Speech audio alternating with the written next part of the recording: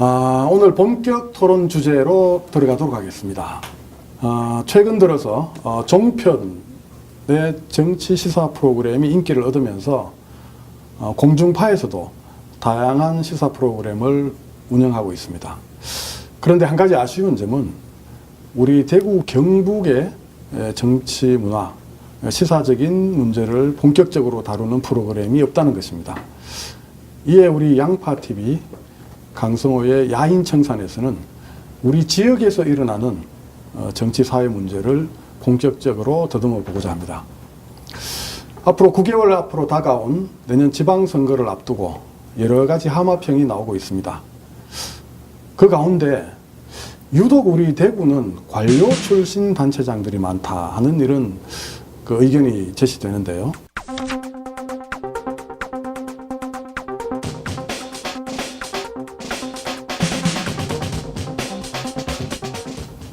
얼마 전에 호남 지역을 비하하는 듯한 얘기 나온 게 있죠. 전라공화국. 거기에 대비되는 개념으로 지금 대구를 고담시티라고 다른 지역에서는 부른다고 합니다. 이 도대체 무엇을 말하는 겁니까? 폐쇄적이고 보수적이고 역동성이 떨어지고 쇠퇴해가는 도시를 상징하는 게 아닌가 하는 그런 생각도 듭니다. 실제로 우리 대구는 8개 구군 가운데 5곳이 대구시 공무원 출신들입니다. 그리고 직전 김범일 시장까지 해서 민선 초대 시장부터 직전 시장까지 모두 관료 출신이었던 게 사실입니다. 그리고 우리 대구의 실질적인 여당으로 평가받고 있는 자유한국당의 국회의원 7명 가운데 6명이 관료 출신이라는 건 매우 놀라운 사실입니다. 어떻게 앞으로 이 역동적으로 우리 대구를 바꿔나갈까? 이 보수적이고 폐쇄적으로 평가받고 심지어 고담시티라는 얘기까지 듣고 있는 우리 대구의 새로운 도약을 위해서 이런 관료 중심의 문화, 이게 좀 다른 제안이 필요하지 않을까 하는 문제 제기입니다. 그럼 실제로 우리가 이제 다른 지역과 비교해 볼 때 이 대구의 관료 비율이 어느 정도 되는지 비교는 그 점에 대해서 한번 짚어봤는데, 부산의 단체장 16명 중에서 관료 출신, 그러니까 행시 출신은 단 1명, 또 인천의 또 8개 구 중에서는 거기 역시 또 단 1명의 고시 출신인 반면에 유독 대구만 그런 현실인 것 같습니다. 19대 국회의원에 보면 유난히 행정고시 출신들이 대구 지역에 이 행정고시 출신들이 진출을 많이 합니다. 이게 제 판단이 맞는지는 모르겠는데 대구 지역 국회의원 전체 문제로 저는 좀 이해의 폭을 좀 넓혔으면 좋겠어요. 이 지역에 보면은 유력한 정치적인 중앙 정치로 진출하고자 하는 뜻을 가진 큰 정치인이 없어. 첫째. 최근에 한 분 나왔죠. 유성민 씨. 근데 그 이전에는 전부 다 뭡니까? 이 지역 국회의원들이 박근혜 전 대통령 치맛자락 딱 붙잡고 이제 어떻게 보면 자기 입신을 위해서 이제 뭔가 충성을 했죠. 그러다 보니까 이게 이 지역은 그저 가만히 있기를 원하는 거나 거기에 적합한 대상이 누구겠어요? 오랫동안 그런데 이 상명하복에 단련돼 있는 행조 관료 출신들이 오히려 국회의원 입장에서도 좋은 거라. 그래서 이제 국현역 지금 지역의 의원들께서 참 말 잘 듣는 단체장을 원하는 것은 사실 맞습니다. 그래서 아마 공천 기준이나 공천 과정에서 전 시장들이나 전 대구시 지도자들의 어떤 그런 영향이 있다고 그래 보는 건 맞아요. 이게 왜 그런가 하면 이 나와가지고 이 뭡니까 그 자리에 있다가 잘 마치면 평생 그렇게 살아왔는 과정이라서 그런 것도 있고 맞습니다. 연금도 많이 받잖아. 최근에 내가 어떤 시의원 한 분을 만났는데 그분이 이런 이야기를 하더라고요. 이번에는 많이 안 나올 거다. 그러니까 시의원 구의원 되면은 그래도 연 뭐 한 4천에서 5천 사이에 그 뭐 수당인지 뭐 급여 같은 걸 받는다고 그러더라고요. 의정 활동비. 예. 그러면 그거를 받는데 이 공무원연금법이 개정되어서 이번에는 그 예전에는 같이 받았다 그러대요. 그렇죠. 이중수령이었죠. 예, 예. 근데 이제 그게 안 된대요. 지금도 그렇죠. 이제 앞으로 이제 달라지는 거죠. 예, 앞으로 이제 그게 안 된대. 예. 그래서 그분들이 굳이 나올 큰 매력을 못 느낀다고 그런 이야기를 하더라고요. 그렇죠. 그게 아마 이제 네. 공무원들이 이제 퇴직하고 난 뒤에 예. 이제 연금을 수령하면서 이제 지방자치단체로 진출하면 다시 또 급여를 받을 수 있다. 이중급여의 문제점이 그동안 계속 지적돼 왔어요. 예. 그럼에도 불구하고 안 바뀌다가 아, 그게 안 바뀌. 그렇죠. 이번에 이제 이번에 바뀌게 바뀌네. 되니까 그걸 잘하시네. 지방의원 쪽은 약간의 그 다른 양상이 나타날 수도 있지 않을까. 지방자치단체장들도 마찬가지일까? 뭐 그렇게 된다고 그죠. 봐야죠. 이게 하나의 어떤 그 카르텔처럼 형성되어 있는 것 같아요. 우리가 대구를 가만히 생각해 보면 대구를 주도하는 파워, 힘, 그게 어디에 있느냐. 이렇게 보면 절대적으로 관료 쪽에 많이 치우쳐져 있어. 대구시장 출신 유력 인사의 경우에는 명절이나 예. 총선이나 지방선거를 앞두고 나면 그 집이 문전성시를 이룬다는 겁니다. 저에게도 이제 그런 얘기가 있었어요. 그 시장 찾아가서 눈도장 찍어야 되는 거 아니냐. 이런 제안을 제가 여러 번 받았을 정도인데 저는 뭐 그것 때문에 한 번도 찾아간 적이 없습니다만 조선시대의 어떤 세도가들을 연상시킬 정도의 관료 카르텔이 아닌가 그런 생각이 듭니다. 왜 그런가 하면 또 그게 문화적 전통도 있다고 저는 보거든요. 이게 워낙에 이 뭡니까 유교 문화권에 굉장히 뿌리 깊게 오래 잔재들이 오래 남아있는 도시입니다. 저는 사실은 지난번에 권영진 시장님이 되셨을 때 저는 개인적으로 뭐 정치적 성향이 달라서 내가 그분을 지지한 건 아니지만 난 개인적으로 기대는 많았다고. 그분은 그래도 관료 정치 출신 관료 아니니까. 출신이 아니었잖아. 근데 최근에 저는 이게 이제 한 3년이 지나니까 좀 평가를 해볼 거 아닙니까? 개인적으로. 조금은 실망스러운 건 있어요. 좀 더 이분이 좀 더 와일드하고, 좀 더 유니크하고, 좀 더 적극적으로 이 지역의 분위기를 좀 바꿔줬으면 하는 기대는 있었는데, 생각보다는 소극적이시더라고요. 근데 권영진 시장이 갖고 있는 한계가 있어요. 이 지방자치단체장이잖아요. 광역지방자치단체장인데 그렇죠. 자기가 수장으로 있는 대구에 살아본 세월이 불과 3년 고등학교 시절밖에 없는 거예요.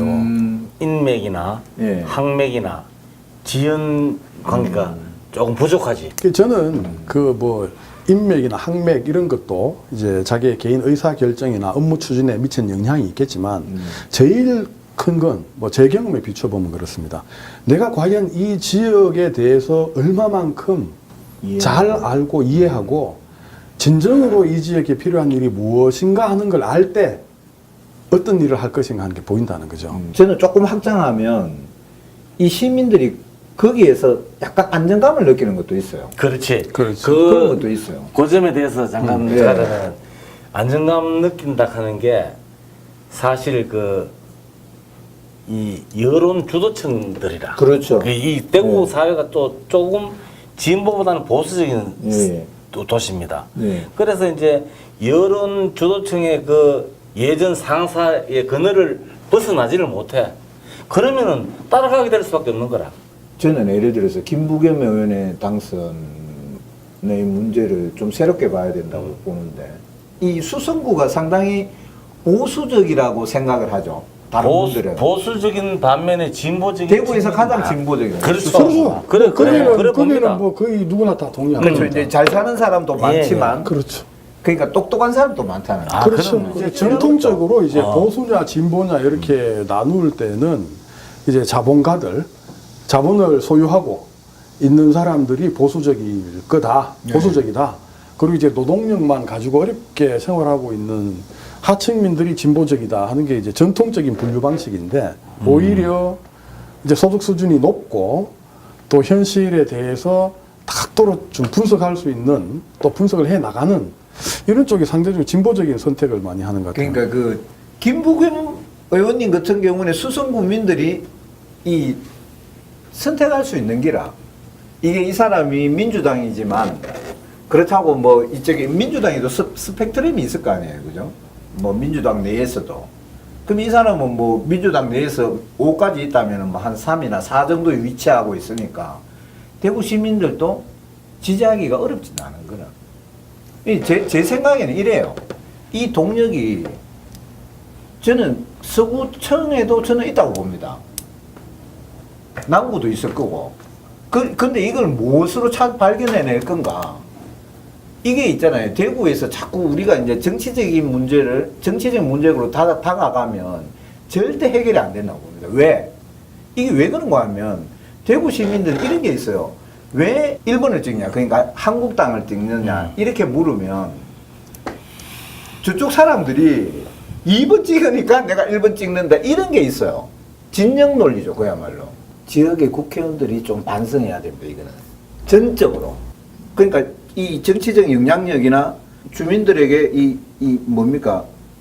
많은 이익이죠. 베네핏을 전달하고자 노력하는 정치인 출신들 있죠. 특히 젊은 사람들, 젊은 정치 지망생들. 이런 사람들을 잘 안 밀어줘요. 기회가 안 주어지는데 네. 거기에 동의하면서 좀 덧붙이고 싶은 건 우리 대구는 보다 더 특수한 내면이 존재하고 있다. 네. 지금 현직에 있지 않는 유력 정치인, 관료 출신 정치인이 여전히 영향력을 행사하고 있다는 거죠. 그러니까 그 집이 문전성시를 그 이루고 그 사람을 언제 한번 초대해서 한번 그래서 이제 나오는 얘기가 막후 실세냐, 네. 안 그러면 수렴청정하는 것이냐. 그러니까 실제로 공천 과정에 그런 분들이 개입하고 추천하고 있다는 거예요. 그런데 그 방금 말씀하신 대로 그런 관피아적인 거나 그 소위 말해서 이제 관료 카르텔 이게 온당치 못하다는 게 지금 지역민들 대구 시민들 여론입니다. 왜냐하면은 8개 구군 중에서 소위 말해서 발전상을 보면은 지금 가장 발전하고 있는 그리고 그 뛰어난 구가 달성군입니다. 달성군의 김문호 군수가 그렇게 지금 잘하고 계시고 그 다음 대구시로 봐서는 윤순영 구청장은 중구라. 예.